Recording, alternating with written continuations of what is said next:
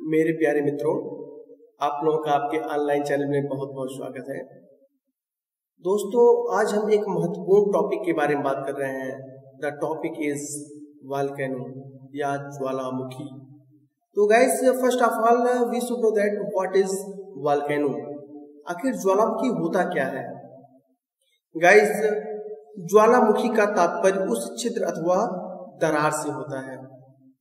ठीक है, ज्वालामुखी का संबंध किससे होता है? उस छिद्र अथवा दरार से। इस बात को देखना, छिद्र अथवा दरार से होता है जिसका संबंध पृथ्वी के आंतरिक भाग से होता है, जिसके माध्यम से तप्त गैस, लावा, राख और जलवाष्प का निर्गमन होता है।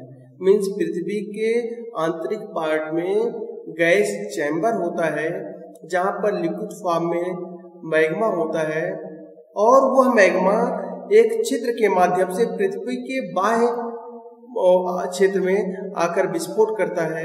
इसे ही हम ज्वालामुखी कहते हैं। ओके गाइस, इसको और अच्छे तरीके से समझने के लिए हम यहाँ पर देख सकते हैं और यहाँ पर हम समझे इसको गाइस। सरकती है और एक दूसरे से टकराती है, तब भारी प्लेट नीचे की ओर दब जाती है और हल्की प्लेट ऊपर उठ जाती है और वह पर्वतों का निर्माण करती है। जबकि भारी प्लेट जब दब के पृथ्वी के अंदरूनी हिस्से में जाती है तो वहां मौजूद जियोथर्मल एनर्जी के कारण उसका मेटल और रॉक्स सब पिघल के मैग्मा बन जाता है और इतनी भीषण गर्मी के कारण गर्भ से प्रेशर उत्पन्न होता है। ये मैग्मा हल्की प्लेट पे दबाव बनाता है और आखिरकार इसे तोड़ के लावा के रूप में विस्फोट के साथ बाहर निकलता है, जिसे हम ज्वालामुखी या वोल्केनो कहते हैं। तो गाइज, आप यहाँ पर देख सकते हैं, ये जो रेड कलर का आपको दिख रहा है ये है आपका मैग्मा चैम्बर। ठीक है, मैग्मा है, एक्चुअली लिक्विड फॉर्म होता है ये मैग्मा चैम्बर। देखिए यहाँ पे एक पाइप लगी हुई है, देख रहे हैं आप? इसी पाइप से यहाँ पर विस्फोट हो रहा है। यहाँ पर भी आप देख सकते हैं, यहाँ पर विस्फोट हो रहा है।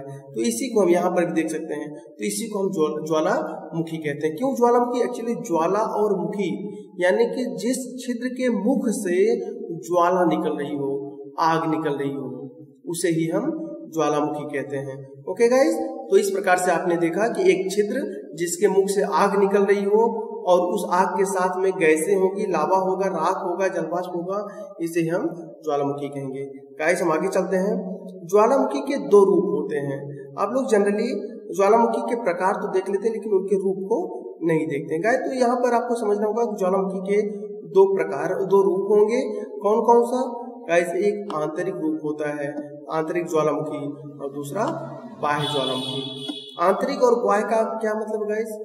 आंतरिक ज्वालामुखी का मतलब जब मैग्मा किसी कारण से पृथ्वी के आंतरिक भाग में ही ठंडा हो जाता है और उसका विस्फोट बाह्य क्षेत्र में नहीं होता है, तो उसे हम आंतरिक ज्वालामुखी कहते हैं।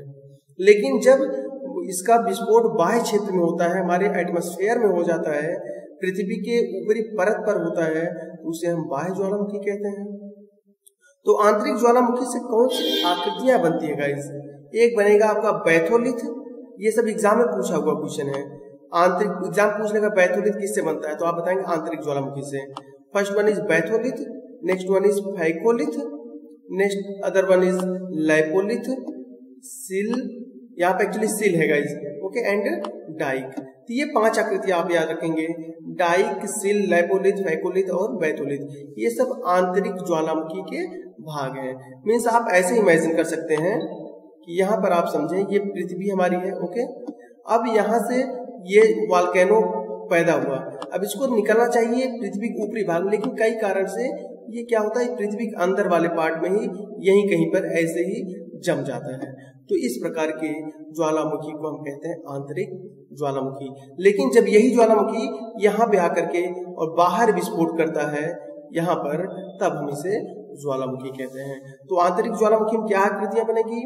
बैथोलिथ, फैकोलिथ, लैपोलिथ, सील और डाइक। ओके गाइस, इन सबको हम थोड़ा सा चित्र में देखेंगे तो चीजों को आसानी से ज्यादा समझ पाएंगे। चलते हैं गाइस, यहाँ पर देखते हैं। गाइस, ये देखिए आप, ये जो रेड कलर का आपको दिख रहा है ये है एक्चुअली में बैथोलिथ। ठीक है, ये है आपका बैथोलिथ। कैसे आकृति है इसका? गुंबद के आकार का है। गुंबद के आकार की बनी हुई आंतरिक भाग में जो आकृति बनेगी उसे हम बैथोलिथ कहते हैं। देखिए पृथ्वी की ऊपरी परत यहाँ पर है ठीक है, ये आंतरिक पार्ट है। ये बैथोलिथ हो गया। गाइस लैपोलिथ क्या होता है? बैथोलिथ की तरह ही एक छोटा आकार होता है, उसे हम लैपोलिथ बोलते हैं। यहाँ पर देखिए डाइक क्या होता है गाइस?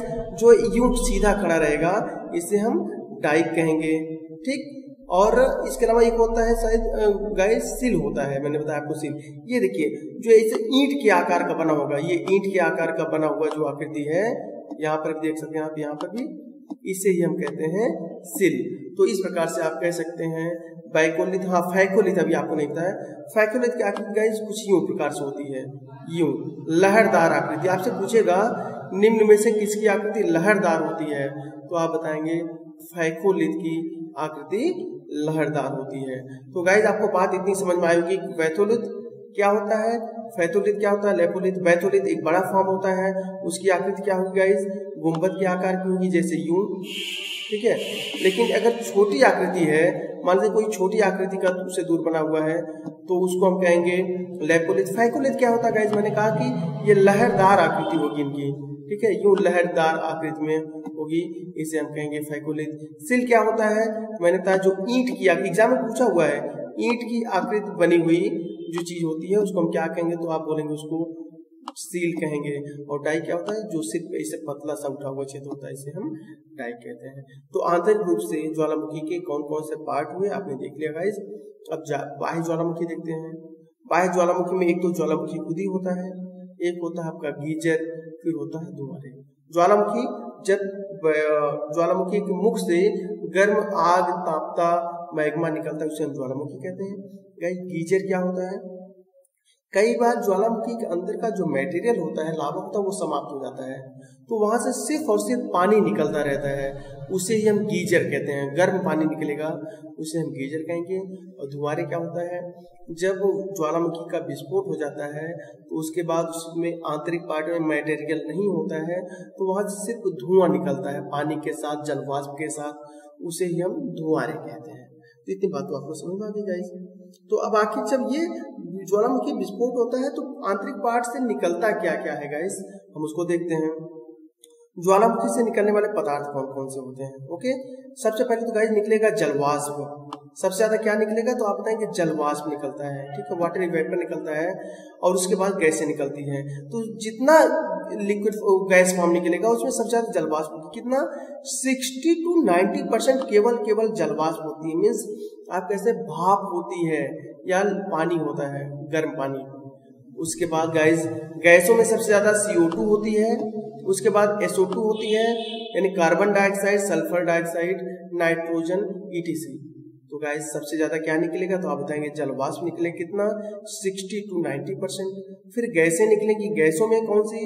CO2 सबसे ज्यादा, फिर SO2 सल्फर डाइऑक्साइड, उसके बाद नाइट्रोजन, उसके बाद अन्य छोटी मोटी गैसें निकलती रहती हैं। ओके गाइस, तो आप बता सकते हैं जब पूछा जाएगा ज्वालामुखी से निकलने वाले पदार्थ, तो आप बताएंगे जलवाष्प सबसे ज्यादा 60-90, गैस में CO2, SO2, ETC। अब विखंडित पदार्थ, पहले तो ये जलवाष्प निकलेंगे, सबसे पहले क्या निकलता है? जलवाष्प निकलता है, गैसें निकलती है क्योंकि वो सबसे हल्की होती हैं। उसके बाद फिर गाइस विखंडित पदार्थों में क्या निकलता है? सबसे पहले निकलेगा टफ। टफ होता क्या गाइस? ये भी एग्जाम में पूछा हुआ है, ठीक है, UPPSC और UPSC में पूछा टफ किसे कहते हैं? तो डस्ट स्मोक का मिक्सचर होता है, यानी जिसमें धूल और धुआं मिक्सचर फॉर्म में छोटे छोटे रूप में हो जाते हैं, इसे ही हम टफ कहते हैं, ठीक है। जैसे आप जानते हैं कभी धुआं उठता है, देखिए उसमें आप ब्लैक कलर के कुछ मटेरियल निकलते रहते हैं, उसमें धूल मिली होती है, तो उसे ही हम कहते हैं tough. Guys second one is lapilli. Lapilli क्या होती है? स्मॉल साइज ऑफ स्टोन, छोटे छोटे आकार के जो पत्थर होते हैं, और लाइक पी, मटर के आकार के। ये एग्जाम में पूछा हुआ है कि मटर के आकार के छोटे छोटे पत्थरों को क्या कहते हैं? तो आप बताएंगे लैपली। ओके गाइस, इसको आप थोड़ा सा यहाँ देखें तो लैपली आपको समझ में आएगा। यहाँ आप देख रहे हैं छोटे छोटे दाने, जब वोल्केनो का विस्फोट होता है तो इस प्रकार से छोटे छोटे दाने यहाँ पर निकल के बाहर आ जाते हैं, तो इसे ही कहा जाता है लैपली। ओके गाइस, तो आगे हम देखते हैं हमारा नेक्स्ट क्या है गाइस इसमें। लैपली के बाद है गाइस बॉम्ब। बॉम्ब क्या होता है? Middle size of stone. Volcano में सबसे पहले धूल धुआं ये सब निकलेगा, फिर क्या निकलेगा? Mixture of dust and smoke, other उसके बाद क्या निकले, लैवली निकलेगा जो छोटे मटर के आकार के पत्थर होते हैं। उसके बाद क्या होगा, bomb, middle size of stone, यानी कि ऐसे पत्थर जो मटर से तो बड़े होंगे लेकिन मीडियम साइज के होंगे, ठीक है, मटर से बड़े होंगे लेकिन बहुत बड़े नहीं होंगे, उन्हें हम बॉम्ब कहते हैं गाइज। ओके, उसके बाद नेक्स्ट हमारा है गाइज ब्रेसिया।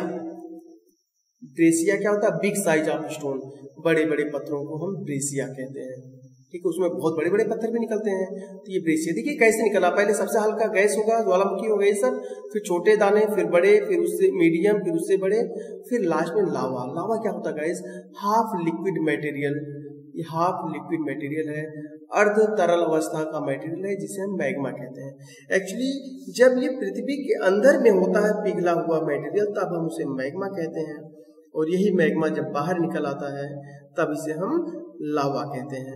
ओके गाइस, इसको आप थोड़ा सा और अच्छे से समझ सकते हैं। यहाँ पर गाइस यहाँ पर आप देखें, बाहर ना निकल सके और ज्वालामुखी विस्फोट न हो तो धरती कांपती है और भूकंप के झटके महसूस होते हैं। इसके प्रेशर से पृथ्वी की प्लेट्स में हलन चलन होती है और सैकड़ों मीलों तक अर्थक्वेक होता है। अगर विस्फोट हो तो उसके मैग्मा के साथ गैस, राख और अन्य अवशेष लावा के रूप में बाहर निकलते हैं और धरती की सतह पर जम जाते हैं। आज पृथ्वी की सतह का 80% से ज्यादा हिस्सा ज्वालामुखी के फटने का नतीजा है। तो गाइस इस प्रकार से आप यहाँ पे देख रहे हैं किस प्रकार से ये जो रेड कलर का आपको मटेरियल दिख रहा था वही आपका मैग्मा था। ओके गाइस, तो इतनी बातें आपको समझ में आई होंगी कि लावा क्या होता है, ब्रेसिया क्या होता है बड़े साइज के, बॉम्ब क्या होता है मिडिल साइज के, लैवली क्या होता है मटर के साइज के, टफ क्या होता है बहुत छोटे टाइप के। ओके, अब हम चलते हैं ज्वालामुखी के अंग, ठीक है, पार्ट ऑफ वॉल्केनो। वॉल्केनो के पार्ट्स क्या होते हैं गाइस, पहला तो है आपका ज्वालामुखी छिद्र जिसे हम वेंट बोलते हैं, वेंट, वॉल्केनिक वेंट। फिर होता है ज्वालामुखी नली यानी कि वॉल्केनिक पाइप, ज्वालामुखी का मुख, क्रेटर एंड कॉल्डेरा। तो गाइज ये बोलते क्या, ज्वालामुखी का मुख क्या होता है, आप जानते हैं ज्वालामुखी का मुख मतलब जहाँ से वॉल्केनो का सारा मटेरियल निकलेगा। ओके, तो यहाँ पर हम इसको देख सकते हैं काफी अच्छे तरीके से, तो फिर हमको ज्यादा समझ में आएगी। गाइज यहाँ पर देखिए, ये मैंने आपको पहले बता दिया, ये क्या है, मैग्मा चैम्बर है। यहाँ से एक पाइप लगी हुई है, इसी को हम बोलते हैं ज्वालामुखी का पाइप। ये यहाँ पर क्या है, इसका मुख है, इस मुख क्या छिद्र कहते हैं, और इसी छिद्र से क्या होगा, सारा विस्फोट हो रहा है। ओके गाइज, ये ज्वालामुखी का छिद्र हो गया। और जब कभी इस छिद्र, ये जो छोटा सा छिद्र होता है, इस छोटा रहेगा जिसे हम बोलते हैं मुख, ठीक है, इसे विंड बोलते हैं। यानी कि ज्वालामुखी का छिद्र अगर छोटा होगा तो उसे हम ज्वालामुखी का वेंट बोलेंगे, मुख बोलेंगे। और जब यही मुख काफी बड़ा हो जाता है, बिग साइज में हो जाता है, तब उसे हम क्रेटर बोलते हैं। और जब कभी क्रेटर में पानी भर जाता है, बहुत बड़ा साइज हो जाता है, जब ज्वालामुखी बंद हो जाता है विस्फोट करना, तब उसे हम काल्डेरा बोलते हैं। ओके गाइस, इतनी बातें आपको समझ में आ ही गई होंगी, तो हम चलते हैं आगे। गाइस इतना फिर समझिए, ज्वालामुखी वेंट यानी छिद्र जिधर से सब मटेरियल निकलेगा, ज्वालामुखी नली जो पृथ्वी के आंतरिक भाग को छिद्र से जोड़ करके रखेगी, ज्वालामुखी का मुख यानी कि वो छिद्र जो छोटा सा होता है इसे हम क्रेटर बोलते हैं। और जब ये क्रेटर बहुत बड़ा हो जाता है तब इसे हम काल्डेरा बोलते हैं। और इस काल्डेरा में लास्ट में पानी भर जाता है। क्यों? क्योंकि आप देखते हैं यहाँ पे गीजर और धुआरे लास्ट होते हैं जब ज्वालामुखी समाप्त हो जाता है। ओके गाइस, फिर हम इसके आगे चलते हैं। ज्वालामुखी के प्रकार, हाउ मेनी टाइप्स ऑफ ज्वालामुखी, ठीक है गाइस। तो ज्वालामुखी के कितने प्रकार होते हैं, तो आप जनरली आपने पढ़ा होगा types of volcano. There are 3 types of volcano. Volcano guys मुख्य रूप से 3 प्रकार का होता है। कौन कौन सा है? फर्स्ट वन इज सक्रिय ज्वालामुखी, okay. Second one is, first सक्रिय ज्वालामुखी हो गया यानी कि active volcano. Second one is प्रसुप्त ज्वालामुखी, डोरमेंट वॉल्केनो। और तीसरा जो होता है उसे कहते हैं साइलेंट वॉल्केनो यानी कि शांत ज्वालामुखी। तो गाइस ये सक्रिय ज्वालामुखी क्या होता है?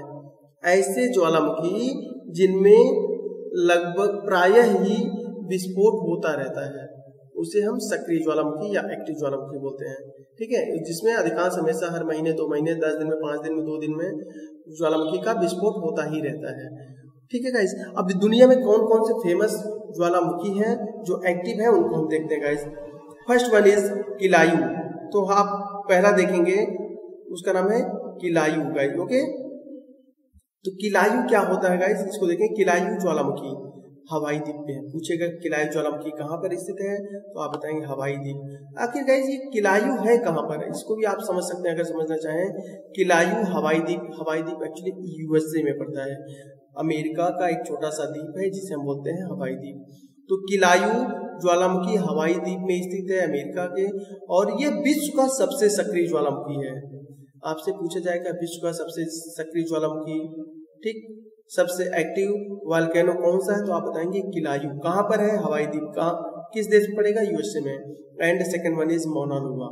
मौना लोआ भी हवाई द्वीप में पड़ता है और ये भी अमेरिका में है, क्योंकि मैंने आपको बता दिया हवाई द्वीप अमेरिका में है, ठीक। तो किलायु और मौना लोआ दोनों बहुत ही सक्रिय ज्वालामुखी हैं, दोनों हवाई द्वीप यूएसए में पाई जाएंगे।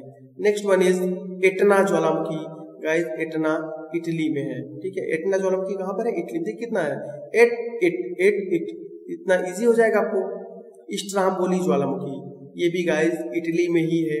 इटली में एक द्वीप है, उस द्वीप का नाम है लिपारी द्वीप, ओके।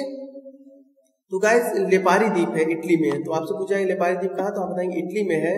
और इटली के लिपारी द्वीप में स्ट्राम्बोली है, और स्ट्राम्बोली को ही कहा जाता है भूमध्य सागर का प्रकाश स्तंभ, लाइट हाउस ऑफ मेडिटेरियन सी। जब भी पूछेगा लाइट हाउस मेडिटेरियन सी, तो आप बताएंगे Stromboli Jwalamukhi, okay. Next one is Cotopaxi ज्वालामुखी। कहाँ है गाइस, इक्वाडोर में है। इक्वाडोर में क्या है, कोटोपैक्सी। ये किस प्रकार का है, ये भी एक एक्टिव ज्वालामुखी है, सक्रिय ज्वालामुखी है। लास्ट में आपका गाइस माउंट इरेबस, ये अंटार्कटिका महाद्वीप में है। अंटार्कटिका महाद्वीप में राज सागर है, राज सागर में स्थित है माउंट इरेबस। और अंटार्कटिका महाद्वीप में एकमात्र सक्रिय ज्वालामुखी है जिसका नाम है माउंट इरेबस। उसके बाद गाइस बैरन है, ये कहाँ है, अंडमान एंड निकोबार यानी कि इंडिया में। अंडमान निकोबार द्वीप समूह के बैरन द्वीप पर स्थित है आपका सक्रिय ज्वालामुखी, इसका नाम है बैरन। नेक्स्ट है आपका ओजस डेल सलाडो। गाइस ये कहाँ पे है, अर्जेंटीना एंड चिली, इन दोनों के बॉर्डर पर है। तो गाइस कैसे याद करेंगे आप, किलायु आप देखिए किस प्रकार से सक्रिय है, जो सक्रिय है वो किले को भी उखाड़ दे। किलायु मतलब किला मान लो आप, और ये किला किसने क्या किया, किला को उड़ाकर हवा कर दिया, ठीक है, हवाई द्वीप बना दिया। तो सक्रिय ज्वालामुखी में किलायु याद होगा, क्योंकि किलायु कैसे सक्रिय रहेगा, आप सक्रिय रहेंगे तभी किले को तोड़ पाएंगे। तो इस प्रकार से आपने किले को तोड़ दिया, कहाँ का, हवाई द्वीप का किला, ठीक। अब उसके बाद गाइस मौना लोआ है, तो इसको आप तो याद ही कर लेंगे। एटना देखिए कितना इजी है, एटना इटली। स्ट्राम्बोली चूंकि भूमध्य सागर का प्रकाश स्तंभ कहते हैं, इसलिए आप इसको भूल ही नहीं सकते हैं, ठीक है। क्योंकि हमेशा देखिए स्ट्राम्बोली, हमेशा इससे आवाज निकल रही है, धड़ाम धड़ाम की आवाज, क्योंकि जब वोल्केनो फूटता है तो बहुत आवाज करता है, और जब आवाज करेगा, बोलेगा, शोर करेगा, तो साथ में प्रकाश भी निकलेगा। इस प्रकार से स्ट्राम्बोली भूमध्य सागर का प्रकाश स्तंभ हो जाएगा, ठीक है। कोटोपैक्सी, गाइस देखिए यहाँ पे कोटोपैक्सी है, कहाँ पे है, इक्वाडोर में। अकेले ही कोई व्यक्ति अपनी टैक्सी चला रहा है, तो इक्वाडोर मतलब अकेले ही अपनी टैक्सी चला रहा है, इक्वाडोर हो गया। माउंट इरेबस आपको याद है, बैरन भारत का है, इसलिए याद ही रहेगा। ओजस डेल सलाडो अर्जेंटीना और चिली के बॉर्डर पर है। ओके गाइस, हम चलते हैं अपने नेक्स्ट क्वेश्चन की तरफ। हमारा नेक्स्ट है प्रसुप्त ज्वालामुखी। ओके गाइस, तो गाइस प्रसुप्त ज्वालामुखी में फेमस क्या है, यानी कि डोरमेंट में विसुवियस। प्रसुप्त ज्वालामुखी होते क्या है, ऐसी ज्वालामुखी जिसमें हमेशा विस्फोट तो नहीं होता है, लेकिन कभी भी हो सकता है। एक्चुअली वो सो रहा है, देखिए प्रसुप्त, सुप्त माने सोया हुआ, जैसे कोई व्यक्ति सो रहा है कभी भी जग सकता है, वैसे ही प्रसुप्त ज्वालामुखी एक ऐसा ज्वालामुखी है जो सुप्त अवस्था में है, लेकिन कभी भी विस्फोट हो सकता है। इसमें पहला एग्जाम्पल क्या है, विसुवियस, ये भी इटली में है। अभी आपने इसके पहले स्ट्राम्बोली को देखा, वो भी इटली में है। तो स्ट्राम्बोली क्या, बोल हमेशा शोर कर रहा, चिल्ला रहा वो, और प्रकाश पैदा कर रहा है। लेकिन उसका जो भाई है विसुवियस, जैसे रावण था, रावण हमेशा विस्फोट करता था, लेकिन उसका जो भाई था कुंभकर्ण, वो हमेशा सो रहा होता है। तो इसी प्रकार से विसुवियस है इटली में, और ये सो रहा है।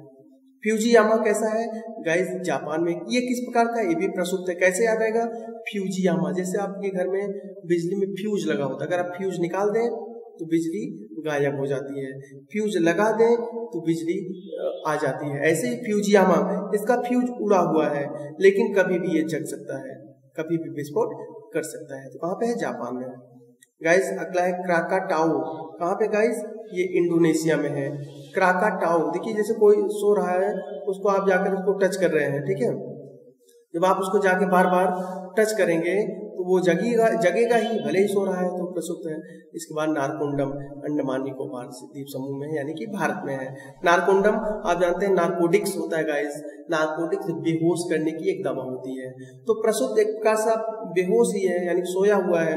जब उसका नशा उतर जाएगा, जो उसके ऊपर विष है, फिर वो होश में आ जाएगा, विस्फोट कर देगा। तो इस प्रकार से वेसुवियस जो सो रहा है इटली में, वो भी जगेगा। फ्यूजियामा जिसका फ्यूज गायब है जापान, वो भी जग सकता है। क्राकाटाओ जिसको आप बार बार जाकर टच कर रहे हैं, वो भी जग सकता है। नारकोंडम जो बेहोश है, वो भी जग सकता है। तो इस प्रकार से आप इसको याद कर सकते हैं। ये सब प्रसुप्त ज्वालामुखी है, डोरमेंट वोल्केनो है। ओके गाइस, चलते हैं हम शांत ज्वालामुखी पर। एक्सटिंक्ट ज्वालामुखी, ये कौन सा है? सुल्तान एवं देवबंद। देखिए गाइस ये कैसा है? शांत है, बंद है। तो देखिए बंद है तो देवबंद हो गया, और जो देवबंद है वो सुल्तान है, चाहे जो करे, ठीक है। तो सुल्तान कभी युद्ध में जल्दी नहीं जाते हैं, उनके आदमी लोग जाते हैं, तो अपना घर में बंद रहते हैं अपने राजा रानी के साथ में, जो इनका अंतःपुर होता है। तो सुल्तान लोग अंतःपुर में बंद रहते हैं। तो सुल्तान और देवबंद दोनों हो गए कहाँ पे? ईरान। ओके। पोपा गाइस कहाँ पे? म्यांमार, ठीक है। तो पोपा म्यांमार, ये कैसा है? शांत है। किलिमंजारो, देखिए इसमें कील लगा दीजिए आप किसी चीज में, जो चीज बार बार उखड़ रही है उसमें कील लगा दीजिए, वो शांत हो जाएगी, ठीक है। जैसे आपका कोई कपड़ा टंगा हुआ है, बार बार गिर रहा है, उसमें अच्छे से कील मार दीजिए तो शांत हो जाए कि नहीं? बिल्कुल शांत हो जाएगा। बच्चे को पीट दीजिए ना आप, तो इस प्रकार की कील लगा दीजिए, कील लगाने से वो शांत हो जाएगा। तो कहाँ पे? तंजानिया में। देखिए किलिमंजारो, तंजारो। ओके। चिम्बराजू गाइस कहाँ पे? इक्वाडोर में है, ठीक है। चिम्बराजू इक्वाडोर, कैसा है? शांत ज्वालामुखी है। नेक्स्ट वन इज एकांकागुआ, इंडीज पर्वतमाला में है। ओके गाइस, एकांकागुआ, देखिए इसको एकांत चाहिए, एकांत रहेगा तो यानी शांत चाहिए ही। तो एकांकागुआ इंडीज पर्वतमाला में। और इंडीज पर्वतमाला कहाँ है तो आप बताएंगे? दक्षिण अमेरिका में, जो कि दुनिया की सबसे लंबी पर्वतमाला है। और इस पर्वतमाला की सबसे ऊंची चोटी का नाम भी एकांकागुआ ही है। ओके गाइस, और एकांकागुआ किस प्रकार की है? तो ये शांत ज्वालामुखी है। चलते हैं गाइस हम अपने नेक्स्ट। तो गाइस यहाँ पर हम देखते हैं ज्वालामुखी का वितरण, यानी दुनिया में ज्वालामुखी किन क्षेत्रों में सबसे अधिक आते हैं। पहला है परिप्रशांत सागरीय मेखला। गाइस इसका वितरण होगा परिप्रशांत सागरीय, यानी प्रशांत सागर के किनारे किनारे पर फैली हुई एक मेखला है, ठीक। दूसरा क्षेत्र कौन है? मध्य महाद्वीपीय पेटी। मध्य महाद्वीपीय पेटी में महाद्वीपों के बीच में एक पेटी है ज्वालामुखी की, जहाँ पर हमेशा ज्वालामुखी आते हैं। तीसरा मध्य अटलांटिक पेटी, अटलांटिक महासागर के मध्य में भी एक पेटी है जहाँ पर ज्वालामुखी ज्यादा आते हैं। And last one is Antara plate ज्वालामुखी, यानी प्लेटों के बीच वाले क्षेत्रों में भी कई बार ज्वालामुखी आ जाते हैं। तो ये चार उसके क्षेत्र हैं दुनिया में जहाँ पर ज्वालामुखी सबसे ज्यादा आते रहते हैं। तो गाइस इसको हम थोड़ा सा यहाँ पे देख सकते हैं। यहाँ पे देखें, ये क्या है? नॉर्थ अमेरिका है, ये साउथ अमेरिका है, ठीक। ये है यूरोप, सॉरी एशिया, ठीक है। अब यहाँ देखिए ये वाला जो आप देख रहे होंगे, ये किनारे किनारे, यही तो है वायद्वीप, ठीक। ये अमेरिका का वेस्ट पार्ट जहाँ पे रॉकीज पर्वत है, ये पार्ट देख रहे हैं आप, ये पूरा यहाँ तक ये पार्ट आपका क्या है? परिप्रशांत कहलाएगा, परिप्रशांत पेटी। और यही चीज किनारे यहाँ पे देखिए एशिया में भी, ये आपका उत्तर कोरिया, दक्षिण कोरिया, जापान, फिलीपींस, इंडोनेशिया और ये ऑस्ट्रेलिया के पास में, ये क्या है? इसी को हम बोलते हैं परिप्रशांत महासागरीय पेटी। और दुनिया में सबसे अधिक ज्वालामुखी परिप्रशांत महासागरीय पेटी में ही आते हैं, और इसी को रिंग ऑफ फायर कहते हैं, ठीक है। रिंग ऑफ फायर क्यों? क्योंकि देखिए ना रिंग बना हुआ है, यहाँ शुरू करिए आप, ये देखिए यहाँ पर इस तरह से करते जाइए, यहाँ से करते जाइए, एक प्रकार से एक रिंग बना हुआ है, किसकी? आग की, वोल्केनो की, इसलिए हम इसको बोलते हैं रिंग ऑफ फायर। एग्जाम पूछेगा रिंग ऑफ फायर किस महासागर में है, तो आप बताएंगे प्रशांत महासागर में। तो आपको पहली पेटी समझ में आई होगी। दूसरी पेटी गाइस यहाँ देखिए अटलांटिक महासागर के बीच में है, ओके। तो गाइस यहाँ पे आपने देखा ये आपका कौन सा सागर है, तो आप बताएं अटलांटिक महासागर है। तो अटलांटिक महासागर के बीच में भी देखिए एक पेटी ये फैली हुई है, तो इसको हम बोलते हैं अटलांटिक महासागर की पेटी। एक है आपका महाद्वीपीय पेटी, देखिए गाइस ये आपका ये अफ्रीका महाद्वीप है, ये यूरोप है, अफ्रीका यूरोप से बढ़ते हुए हिमालय तक जो पेटी चली जाती है इसी को हम बोलते हैं अंतरा महाद्वीपीय पेटी। ओके गाइस, इस प्रकार से अपने वॉल्केनो के कुछ क्षेत्रों को देखा हुआ है, यानी वॉल्केनो का वितरण पर प्रशांत महासागरीय पेटी, मध्य महाद्वीपीय पेटी, मध्य अटलांटिक पेटी और अंतरा प्लेट ज्वालामुखी। जब प्लेटों के अंदर के क्षेत्र में भी ज्वालामुखी आ जाते हैं। तो सबसे ज्यादा प्रशांत महासागर में और सबसे कम ज्वालामुखी तो आप बताएंगे गाइस आपका अटलांटिक क्षेत्र में सबसे कम ज्वालामुखी आते रहते हैं। तो गाइस कुछ महत्वपूर्ण बिंदु हैं। ऑस्ट्रेलिया महाद्वीप में एक भी ज्वालामुखी नहीं है, आपको याद रखना है, ऑस्ट्रेलिया महाद्वीप में एक भी ज्वालामुखी नहीं है। दूसरा, प्रशांत महासागर की मेखला को अग्नि वलय कहते हैं, मीन्स रिंग ऑफ फायर कहते हैं। मैंने आपको पहले बता दिया है, क्यों? क्योंकि चारों तरफ में वहां पर वॉल्केनो का विस्फोट होता है। ओजस डेल सलाडो विश्व की सर्वाधिक ऊंचाई पर स्थित सक्रिय ज्वालामुखी है। विश्व की सर्वाधिक ऊंचाई पर स्थित सक्रिय ज्वालामुखी, इस बात को ध्यान रखना आपको, सक्रिय ज्वालामुखी है ये। कौन सा? ओजस डेल सलाडो। कहाँ पे है? तो अभी मैंने बताया आपको, अर्जेंटीना और चिली के बॉर्डर पर है। नेक्स्ट वन इज एकांकागुआ सर्वाधिक ऊंचाई पर स्थित शांत ज्वालामुखी है। देखिए इसीलिए मैंने जानबूझ के इसके इंग्लिश में लिख दिया है, क्योंकि आपका ध्यान यहाँ पे जा पाएगा।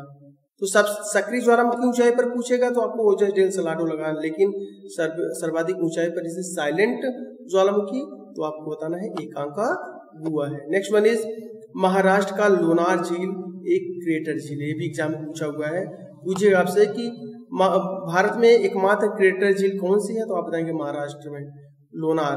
ओके, लोनार है कहाँ पर? महाराष्ट्र में। कैसा है? क्रेटर झील है। क्रेटर झील का मतलब इसके मुख में पानी भर गया है।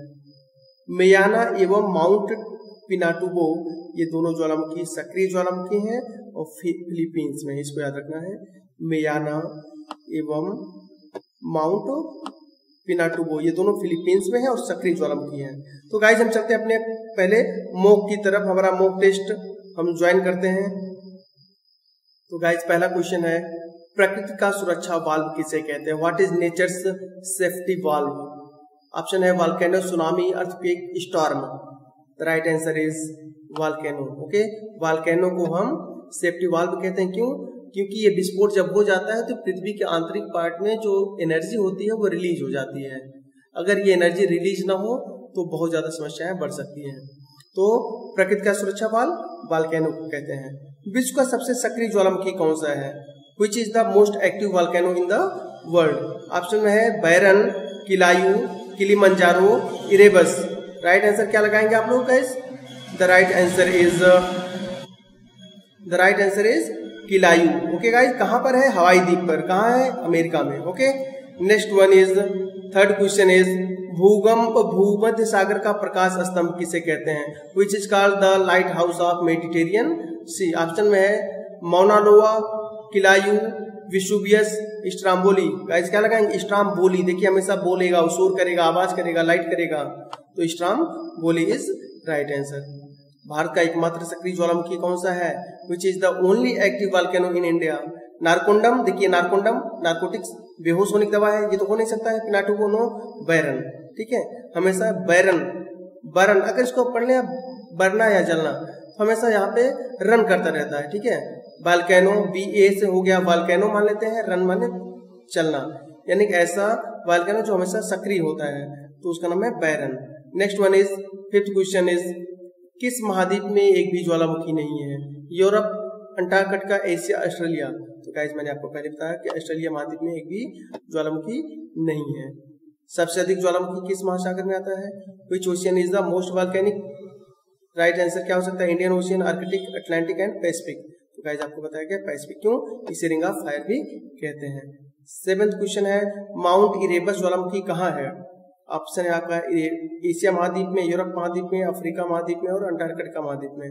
राइट आंसर इज अंटार्कटिका महाद्वीप में। बताया गया आपको गाइस कि माउंट इरेबस एकमात्र अंटार्कटिका का सक्रिय ज्वालामुखी है जो रॉस सागर में स्थित है। द एट्थ क्वेश्चन इज, मटर के आकार के छोटे ज्वालामुखी पत्थरों को क्या कहते हैं? What are the small pea size volcanic stone called? Option में है बॉम्ब, ब्रेसिया, नन, गिबली। तो गाइस क्या लगाएंगे आप? गिबली। गिबली इज राइट आंसर। बॉम्ब क्या होता है? ये मीडियम स्तर का होता है। ब्रेसिया क्या होता है? वो छोटे आकार का होता है। ओके गाइस, तो गाइस ये गिबली ना होकर लैपली है। Okay, the right answer is lapilli. मटर के आकार के छोटे दाने को, छोटे पत्तों को लैपली कहा जाता है। गाइस हम चलते हैं नेक्स्ट पर। क्वेश्चन नंबर 9, तो भारत में क्रेटर झील कहाँ स्थित है? Rajasthan, Jammu Kashmir, Tamil Nadu and Maharashtra. Right answer is Maharashtra. Okay, Maharashtra में क्या नाम है उसका? लोनार। तो इस प्रकार से आपका एक महत्वपूर्ण चैप्टर समाप्त हुआ guys. Thank you guys, thank you.